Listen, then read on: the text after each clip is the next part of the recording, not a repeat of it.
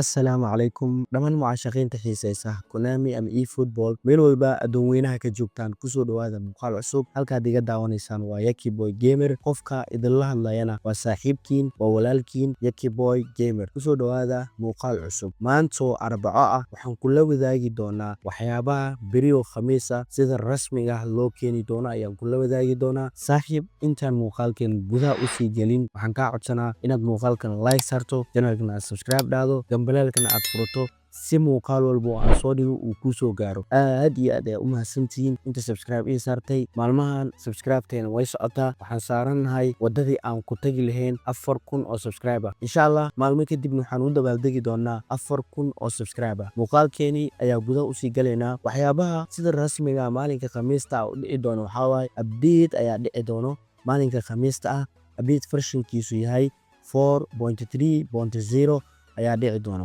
app-ka ayaa la update gareyn doonaa qof walbana Play Store ama App Store ayuu kula soo degi doonaa gameka sidaas ayuu markaasi ku update gareysan doonaa sidoo kale waxaan kula wadaagi doonaa playlist of dobigyada la keeni doono beriyo Khamiista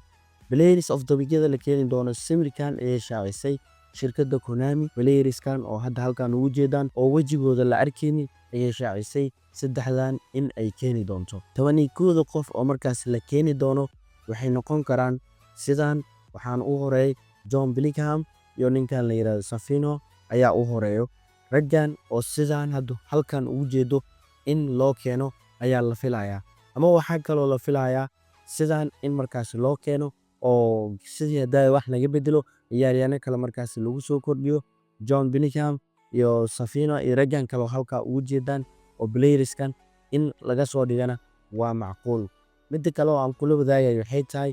John Billingham iyo ninka la yiraahdo Safino ma baaqan doonaan laakiinse Safino iyo ninka la yiraahdo Haaland labadooda mid ka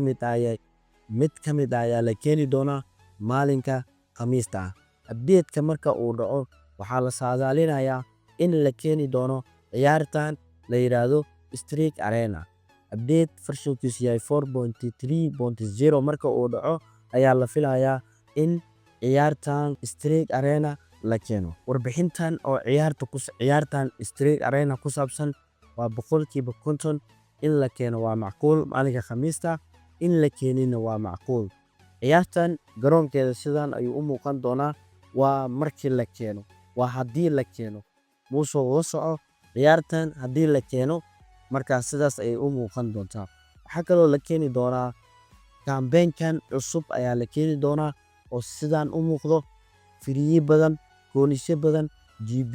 wax walbana aad ka faa'iidi doontid sidoo kale waxaa la filayaa in managers cusub gameka lagu soo kordhiyo sida managerskii hore oo kale sida ninkan la yiraahdo Johan Cruyff oo 1991 ilaa 1992 uu sanadkiisa ahayd ayaa la keeni doonaa sidoo kale Zico ayaa la keeni doonaa 2006 asagana markaas sanadkiisa ahayd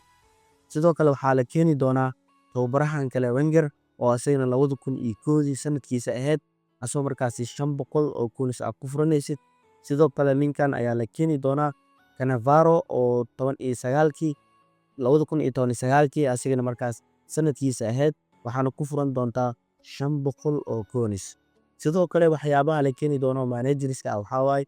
Jordan Klopp ayaa asagana la keeni doona asoo 19 ilaa 20 waxaan ka wadaa 2020 ilaa 2019 ayay ahayd sanadkiisa asagana bag oo 1000 ama 500 oo Coinse lagu furanayo ayaa la keeni doona sidoo kale playerska kale la keeni doono waxa waay qaybtan oo hadda halkan ugu jeedaan ayagana maalinka Khamiista in la keeno ayaa la filayaa sidoo kale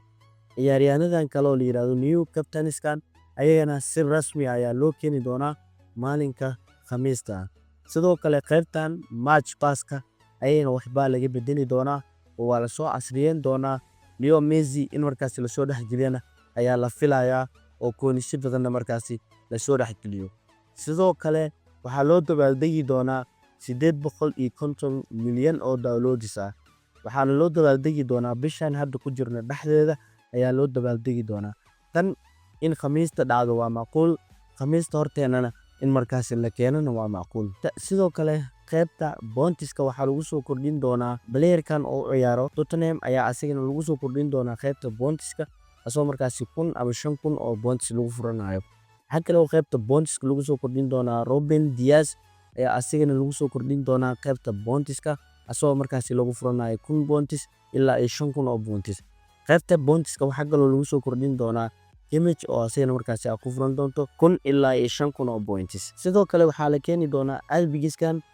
ayaa la keeni doonaa shirkadda Konami maalinka Khamiista ay bigida ay keenayso qishkooda ma bixiso. Albigiskan ayaa la filayaa in maalinka Khamiista ay keento. Albigiskan oo 150 qof dhexdooda la soo dhex gelinayo ayaa la filayaa in maalinka Khamiista la keeno. Sidoo kale showtime kan asigana waxaa la filayaa maalinka Khamiista oo beriya in markaasi la keeno. Intaas ayaan jeclaystay inaan idin la wadaago. Please waxaan ka codsanaa haddii aad muuqaalka dhammaadkiisa aad nala soo gaartay inaad muuqaalkan like sarto, channelkana aad subscribe dhahdo, gambareelkana aad furto si muuqaal walba oo aan soo dhigo uu kuu soo gaaro.